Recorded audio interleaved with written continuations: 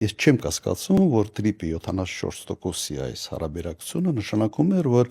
բավական լուրջ նաև հետախուզական կենտրոն էր դառնալու Իրանի դեմ աշխատելու ուղղությամբ։ Եվ ինչ արեց Իրանը, օրինակ, բազաների նկատմամբ եւ ոչ միայն ռազմական բազաների, այլ նույնիսկ այլ կարգի կիսառազմական կառույցների նկատմամբ ինչ արեց Իրանը։ Եվ տպավորությունը այնպեսին է, որ հիմնական նպատակը նաև այս գործողությունները եղել է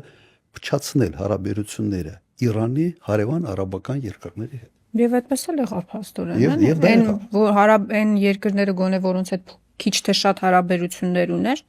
դրանց հետ էլ էլի հարաբերությունները Իրանի հետ մեր հարաբերությունները այդ հողի վրա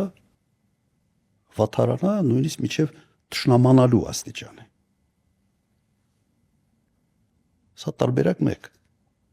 տարբերակ 2, վերջապես, եթե Իրանը իսկապես էթնիկական հողի վրա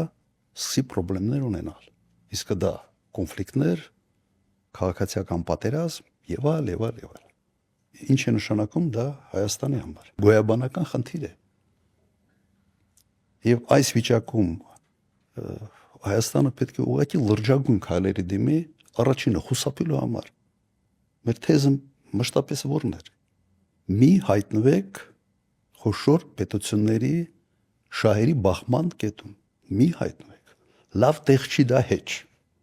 Եվ երրորդը տնտեսական։ Նայեք, հիմա մենք բավական մեծ ծավալի առևտուր ունենք, օրինակ, Միացյալ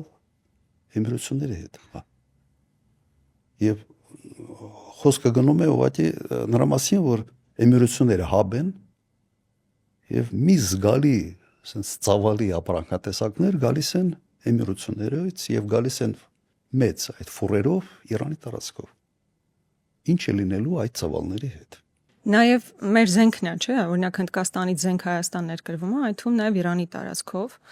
Այստեղ, այսինքն ոչ միայն տնտեսական համագործակցության առումով կա խնդիրն, այլ նաեւ ռազմական ներկրումների առումով Իրանի տարածքով որոշակի խնդիրներ կան առաջանալ։ Իհարկե, ոչ ոք չգիտի թե ինչքան երկար կտևի հենց պատերազմը, այս թեժ պատերազմը, եւ ոչ ոք չգիտի թե այս պատերազմից հետո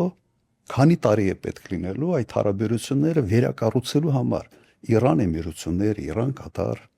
եւ այլ արաբական երկրների հետ։